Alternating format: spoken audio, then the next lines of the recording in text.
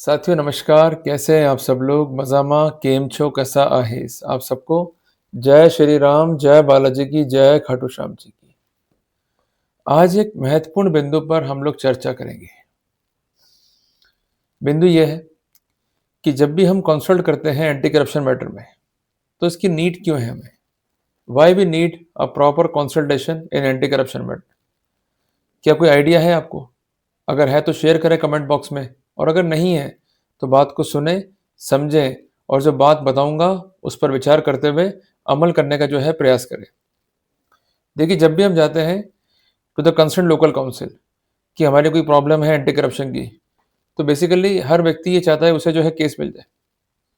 पर आप ही चाहते हो कि आपकी जो नीड्स है उस पर काम किया जाए। उस पर तो कोई बात ही नहीं करता है। आपकी जो नीड्स है वो साइड में रह जाती है। आपकी नीड क्या है कि फाइल को जो है पूरा पढ़ा जाए। आपकी नीड क्या है कि उसमें क्या डिफेंस बन सकता है, इस पर जो है चर्चा की जाए। आपके राइट्स क्या हैं, इस पर जो है चर्चा की जाए। पर वो करते क्या हैं, सिर्फ फाइल ले ली आपसे, हम देख लेंगे, आप बाद में आइएगा, 4 दिन बाद, 5 दिन बाद, 10 दिन बाद। ऐसा करते करते महीनों बीत जाते हैं, पर वो फाइल कभी नहीं खुलती है। उस पर कभी भी जो है डिस्कस हो ही नहीं पाता है। और अधिकांशतः ऐसा देखा गया। पर जिम्मेदार कौन है? सिर्फ आप। क्योंकि जो आप चाह रहे हैं वो आपको प्राप्ति कहाँ हो रहा है? बेसिकली आप जाते हैं केस जीतना, ये तो है एंड पार्ट। पर बेसिकली जो हमारी नीड्स है, मैं पुनः बात कर रहा हूँ, उस पर आपको काम करना होगा। आपकी नीड क्या है कि आपके राइट्स क्या है, उसकी जानकारी आपको होनी चाहिए। कंप्लाइंसेस क्या क्या नहीं हुई है, उसकी जानकारी आपको होनी चाहिए। फाइल में खामियां क्या है, इसकी जानकारी आपको होनी चाहिए। प्रॉपर डिफेंस क्या होगा, इसकी जानकारी आपको होनी चाहिए। और किस प्रकार प्रिजम्पशन को हम जो है रिब्यूट कर पाएंगे यदि वो अप्लाई हो रहा है तो। क्लियर है बात है? अगर आप ही केस पर काम नहीं करेंगे या आपकी नीड्स क्या है उस पर काम नहीं करेंगे, तो किसी भी रूप में आप अपने जीवन में, अपने केस में वैल्यू ऐड कर ही नहीं पाओगे। फिर तो हो जाएगा भाई सिंपल, अपन केस को लड़ रहे हैं, फिर जो होगा देखा जाएगा। अधिकांशतः आप जब एक क्वेरी करते हो ना कि मैं जीत तो जाऊंगा ना, बरी तो हो जाऊंगा ना, तो पर अगर आपकी जगह मैं भी एक क्लाइंट होता तो मैं भी संभवतः यही प्रश्न मेरे वकील से पूछ रहा होता कि मैं बरी तो हो जाऊंगा ना, मैं बात करूंगा एंड पॉइंट के ऊपर। एक बात समझ में नहीं आई कि हमने फाइल को देखा ही नहीं, हमने फाइल को समझा ही नहीं, फाइल को हमने ऑब्जर्व ही नहीं करा, तो निष्कर्ष निकाला कैसे? यही तो महत्वपूर्ण चीज है। इसलिए मैं बार बार कह रहा हूं, आज फिर कह रहा हूं कि नीड पर काम करो। नीड पर काम नहीं करा तो काम नहीं चलेगा। तो यदि हमें कंसल्ट करना है एक एडवोकेट से, तो सबसे पहले इस बात को भी जज कीजिए, क्या उसके पास वो नॉलेज है या एक्सपर्टाइज है जिसके कॉन्सिक्वेंस में वो हमारी नीड्स को जो है सेटिस्फाई कर पाएगा। अगर वो एक्सपर्टाइज ही नहीं है उसके पास में, वो हमारी नीड्स को सेटिस्फाई नहीं कर पाएगा, तो सिर्फ एक वकील जो है बुक कर लिया, किस लिए? कि पैरवी कर लेंगे, आपने आराम से ही एक गलत योजना के तहत जो है काम कर लिया, ये मान के चलना। तो कैसे मालूम करें कि एडवोकेट साहब के पास नॉलेज है या नहीं, क्या वो एक्विंट है या नहीं है? इसलिए हमें खुद से जो है फाइल को पढ़ना पड़ेगा, और जो बेसिक जानकारियां हैं वो हमें होनी चाहिए, ताकि जब भी आप डिस्कस करोगे तो आपको ये मालूम पड़ जाएगा कि जो कंसर्न काउंसिल है उनके पास प्रॉपर नॉलेज है या नहीं है to handle the case. Otherwise आप इन ब्लाइंड जो है केस को लड़ते रहोगे, और नुकसान जो है फिर आपको ही फेस करना पड़ेगा। आप चाहते हो नुकसान फेस करना तो आप करो। आप ये मानते हो कि आपके लाइफ की कोई भी वैल्यू नहीं है, जो भी आएगा आपके लाइफ में कर जाएगा एक्सपेरिमेंट, देन इट्स ओके। जो आप कर रहे हो अच्छा कर रहे हो, फिर मैं क्या कह सकता हूँ आपको। पर आप चाहते हो बचना, आप चाहते हो एक प्रॉपर डिफेंस लेना, आप रेस्पेक्ट करते हो अपनी लाइफ की, आप वैल्यू करते हो अपनी नौकरी की, आपकी खुद की, तो वहां पर जरूरी है प्रॉपर तरीके से फाइट करना। अगर नहीं करेंगे तो नुकसान हमको ही जो है फेस करना पड़ेगा। तो इसलिए जो सेंट्रल पॉइंट है डिस्कस का, ये जो रूट कॉज है डिस्कस का, वो क्या है कि why there is a need of consultation. तो परामर्श के लिए सब राजी है, परामर्श आप कहीं से भी लियो, पर इसकी नीड क्यों है? तो उसके लिए हमें कुछ बिंदुओं पे जो है विचार करना होगा।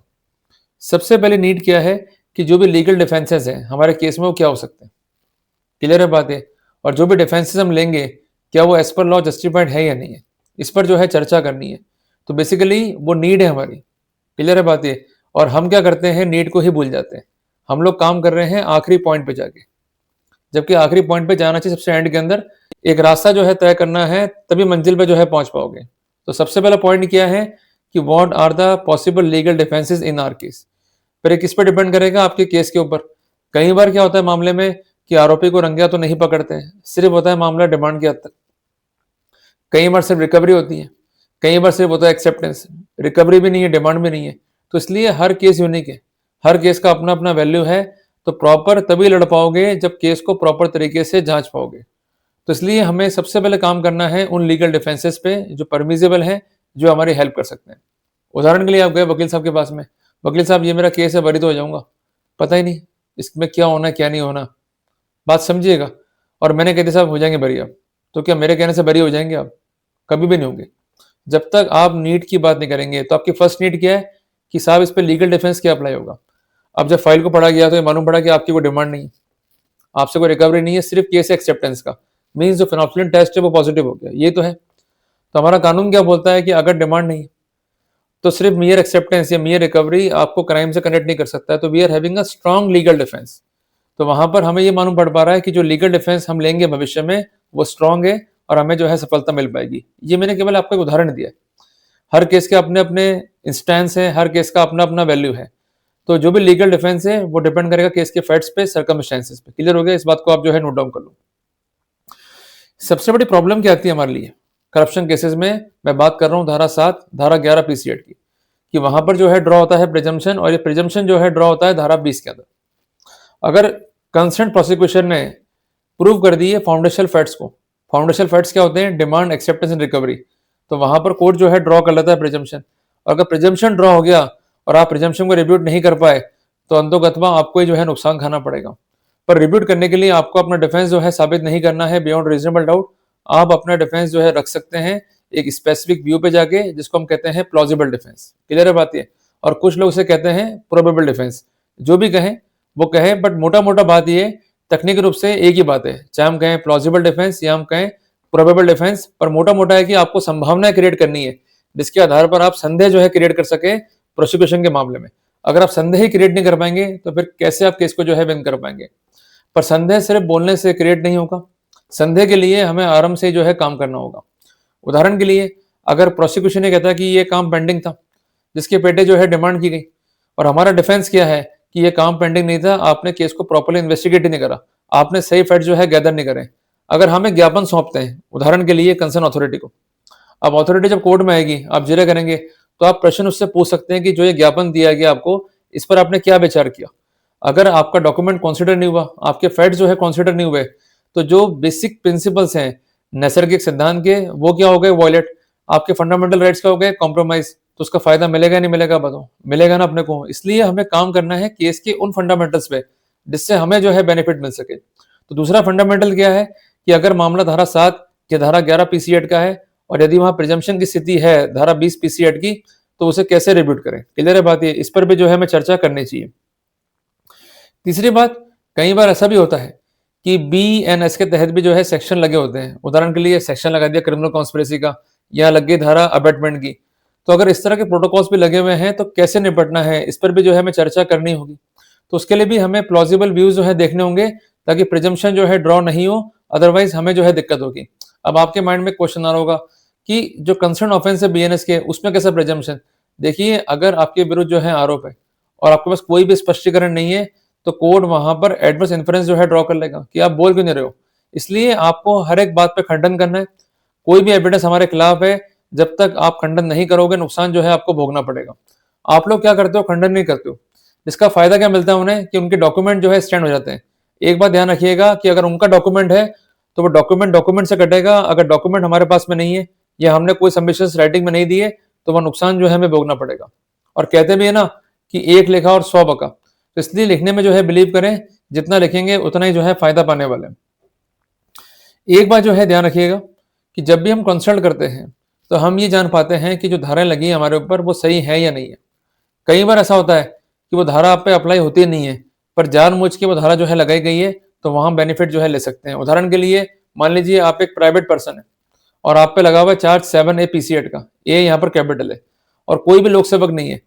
तो कानून क्या बोलता है कि यदि आपने पैसों की डिमांड की या उसको प्राप्त किया to influence a public servant, clear है, ताकि वो अपना ऑफिशियल ड्यूटी ढंग से परफॉर्म ना करे और कंसर्न जो बेनिफिशियरी है उसको जो है फायदा पहुंचाए, तो ऐसे सिनेरियो में 7A जो है अप्लाई होगा। जो लोक सेवक है वो रिकॉर्ड पे नहीं है, तो हमें इन आइसोलेशन जो है प्रोसिक्यूट नहीं किया जा सकता। इस बिंदु पे एम्पल जजमेंट है, पर ये कैसे मालूम पड़ेगा? हमें डिस्कस के दौरान। इसलिए फाइल पर डिस्कस करें। आप जाएं to the concern local council, उनसे निवेदन करें कि sir I need a proper consultation. याद रखिएगा इस बात को, ताकि आप भी जान सकें कि क्या क्या प्रॉपर जो है लीगल डिफेंसेस है, अगर प्रिजम्पशन की पोजीशंस है तो कैसे रिब्यूट करें, अगर सेक्शन है बीएनएस के तो उस पर हम कैसे जो है वर्कआउट करें। क्लियर हो गया अपने को? बहुत सिंपल सी बात है। इसके अलावा हमें ये भी जो है फायदा मिलता है कि जो कंसर्न हमारे राइट्स है कानून में वो कैसे जो है कॉम्प्रोमाइज हुए। कई बार ऐसा होता है कि आपका जो है कन्फेशन रिकॉर्ड कर लेती है एजेंसी, चाहे वो धोखे से किया हो चाहे सामान्य रूप से किया हो, पर ऐसा कन्फेशन रिकॉर्ड करना अपने आप में ही गैर कानूनी है। पर कई बार ऐसा होता है कि हम लोग जो है खंडन नहीं कर पाते हैं, फिर बाद में हमें कॉन्सिक्वेंस जो है फेस करना पड़ता है। और एक बात ध्यान रखिएगा कि क्या आपका स्पष्टीकरण नियम 47 सीबीसी के तहत जो है रिकॉर्ड किया गया अथवा नहीं किया गया, ये भी एक इंपॉर्टेंट जो है स्थिति है। इस बिंदु पे महत्वपूर्ण जजमेंट है ऑनरेबल सुप्रीम कोर्ट का, जिसका नाम है एन विजय कुमार बनाम स्टेट ऑफ तमिलनाडु। जजमेंट है दिनांक 3 फरवरी 2021 का। तो ये महत्वपूर्ण चीजें हैं जिस पर हमें ध्यान देना होगा। अब अपन डिस्कस ही नहीं कर रहे हैं तो कैसे मालूम पड़ेगा कि राइट्स हमारे कॉम्प्रोमाइज हुए या नहीं हुए? हमें तो ये तक नहीं मालूम कि हमारे राइट्स क्या हैं। क्या आपको पता है यदि आप कस्टडी में हैं कंसर्न एसीबी की या विजिलेंस की या सीबीआई की, आपको राइट है to consult the lawyer of your own choice. क्या अधिकार आपको मिलता है? क्या आप कोई मांग भी करते हो उस अधिकार की? अमूमन अक्यूज करते ही नहीं है, उनको पता ही नहीं है। क्लियर है बात? ये बार बार जो है कानून को पढ़ें और अपने आप को जो है अपडेट रखें। अगर आप अपने आप को अपडेट नहीं रखेंगे नुकसान जो है आपको ही खाना पड़ेगा। क्लियर है बात? ये इसके अलावा आपको ये भी मालूम होना चाहिए कि आपको राइट है कानून के तहत कि जो ग्राउंड ऑफ अरेस्ट है उसकी सूचना जो है आपको दी जाएगी। कोई भी अरेस्ट जो है वो गलत तरीके से नहीं होगा। इस कॉन्टेक्स्ट में सेक्शन 36 बी एनएसएस जो है काफी इंपॉर्टेंट है।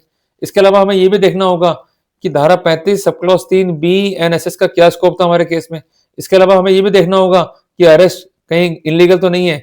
जहां से हम पकड़ना शुरू करेंगे इनको, और अगर हमने ये निष्कर्ष निकलवा दिया कि इनकी कार्रवाई जो है इलीगल है, वहीं से हमको फायदा जो है मिलना शुरू हो जाएगा। तो इसलिए हमें एक एक कोना जो है छानना है टू फाइंड आउट कि इनकी जो है एरर्स क्या है। हमें रिपोर्ट को भी पढ़ना है, हमें पढ़ना है वेरिफिकेशन को, हमें पढ़ना है ट्रांसक्रिप्शन को, हमें पढ़ना है प्री ट्रैप को, देन ट्रैप को। साउथ में इसको हम कहते हैं मजर प्रोसीडिंग्स। तो इस पर विशेष जो है अपने को ध्यान देना है।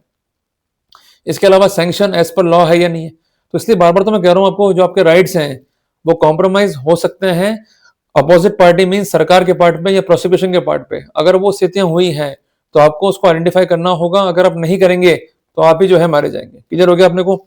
तो हमें क्या फायदा मिलने वाला है डिस्कस से?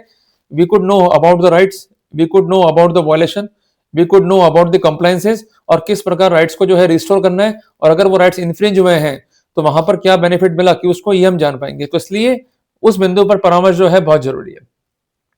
इसके अलावा कई बार उनके होते हैं मैनुअल्स, उसका ड्यू कंप्लायंसेस हुआ है या नहीं हुआ है, इसको भी जो है देखना होगा। हालांकि मैं एक बात आपको कहना चाहता हूं कि ऐसा कोई मैनुअल जो कि नोटिफाइड नहीं है बाय सेंट्रल गवर्नमेंट और bye the concern state government, वो किसी भी रूप में कानून का स्थान नहीं ले सकता है। और इनके जो ऑब्जर्वेशन है वो यही आते हैं कि जो हमारे कंसर्न नियम है या मैनुअल है वो नोटिफाइड नहीं है। पर बेसिकली इनका कहना ये होता है कि डिपार्टमेंट की ये बेसिक गाइडलाइंस है जिसको हम लोग फॉलो करते हैं। पर एक बात ध्यान रखिएगा कि कोई भी नियम अगर अनुमोदित नहीं है तो वो किसी भी रूप में कानून का स्थान नहीं ले सकता है। Every principal is required to be notified as rule by the concern government. अगर ऐसा नहीं है तो इस बिंदु पर भी हम आपत्ति जो है पेश कर सकते हैं। दिस कॉन्टेक्स्ट में आर्टिकल 20 सब क्लॉज 1 संविधान का जो है काफी महत्वपूर्ण है। तो ये इंपॉर्टेंट है इस पर्सपेक्टिव, इसको जो है आप नोट डाउन कर लो। इसके अलावा मैं आपसे एक निवेदन कर दूं कि सेक्शन 17A पीसीएड का जो है काफी इंपॉर्टेंट है। ये इसलिए मैं कह रहा हूं आपसे कि कई बार होता है हमारा केस डिमांड की हद तक, हमसे रिकवरी नहीं, एक्सेप्टेंस नहीं है, तो सिर्फ केस डिमांड की हद तक है तो क्या कारण रहा कि हमें सेक्शन 17A पीसीएड का जो है बेनिफिट नहीं दिया गया, या कई बार अप्रूवल होता है पर हमें सुने बगैर। तो ऐसे सिनेरियो में हम जो है आपत्ति रेस कर सकते हैं। तो इसलिए इन पर्सपेक्टिव में बहुत महत्व है कंसल्टेशन का। जब तक हम डिस्कस नहीं करेंगे तब तक हम निष्कर्ष भी नहीं निकाल पाएंगे। तो जब भी हम चाहते हैं समाधान मिले तो चर्चा बहुत जरूरी है। अगर चर्चा नहीं तो समाधान नहीं, यही बेसिक रूल है, इसको जो है ध्यान रखिएगा। इसके अलावा हम ये भी मालूम कर सकते हैं कि जो उनकी एरर्स थी या जो उनकी ओबिजन्स है उससे क्या परजुरी कॉज हुई अक्यूज को। क्लियर है? कई बार ऐसा होता है कि सैंक्शन जो है वो होती है साइक्लोस्टाइल या सैंक्शन होती है मैकेनिकल, पर हमने केस फाइल को देखा और जो लीगल प्रिंसिपल्स हैं उसकी लाइट में केस को देखा तो हमें बहुत बेहतरीन जो है फायदा मिलने वाला है। इसलिए हर एक बिंदु का महत्व है, हर एक केस जो है यूनिक है, बट सब कुछ डिपेंड है आपके ऊपर कि किस तरीके से आप केस को जो है डील करते हैं। अगर आपका रवैया जो है कमजोर रहेगा तो केस भी कमजोर रहेगा, और अगर आपका रवैया ही मजबूत है तो केस स्वतः ही मजबूत हो जाएगा। क्लियर है बात ये? इसलिए अपने वकील साहब के पास आप जाओ, उनका पूरा समय लो और डिस्कस करो। जब तक रिव्यू नहीं करोगे तब तक फायदा नहीं मिलेगा। कोई भी योजना बनाने से पहले तो हमें चर्चा करनी पड़ती है ना। जैसे मान लीजिए हम आज शादी कर रहे हैं अपने बच्चों की, तो बेसिकली किस जगह हम शादी करेंगे ये हम तय करते हैं, कौन सा हलवाई होगा, फिर खाना कहाँ बनेगा, कौन कौन से मेहमान बुलाए जाएंगे, कपड़े हम कहाँ से लेंगे, इट इज अ प्लानिंग। अब फर्ज कीजिए आपने प्लानिंग करी नहीं, आप पहुंच गए भाई किसी दुकान पे कि साहब ये सामान दे दो कि हमारी शादी 1 घंटे बाद, और सामान भी लाखों रुपए का है, तो ये पॉसिबल है इतना जल्दी काम करना? आप गए किसी होटल में या किसी रिजॉर्ट में, साहब हमें तो शादी आज ही करनी है और हमें ये होटल चाहिए, क्लियर है, तो ये पॉसिबल है क्या? आप खुद समझदार हो, पढ़े लिखे इंसान हो, इसलिए जो आपकी लाइफ है ये वैल्यूएबल है। आपकी लाइफ अगर एक बार आपने गवा दी, और डेडिकेशन लगा है मानता हूं, और मुसीबत जो है भारी है, पर इसका सामना जो है हमें करना होगा सूझबूझ के साथ में। अगर हम जल्दबाजी करेंगे या गलत डिसीजन लेंगे तो नुकसान जो है हमारा ही होगा। तो अब हमें मालूम पड़ चुका है कि हमें नीड क्या है कंसल्टेशन की। अब हमें करना है 4 होमवर्क। सबसे पहले हम जाएंगे to the concern local council, हमारी फाइल जो है डिस्कस करेंगे ए टू जेड, क्लियर है। आप चाहे होंगे 2 दिन लो, 3 दिन लो, 4 दिन लो, पर बैठना कॉन्टिन्यूस। कई बार ऐसा होता है आज बैठ गए, फिर वो कह देंगे साहब आना 2 हफ्ते बाद, 3 हफ्ते बाद, इससे काम नहीं चलेगा। हमें रोज मीटिंग करनी है, 2-2 घंटे कम से कम बैठना पड़ेगा, और सबके पास टाइम है, पर ये कि वो टाइम आप कंज्यूम ही नहीं कर पा रहे हो, तो वो टाइम क्यों हो रहा है वेस्ट?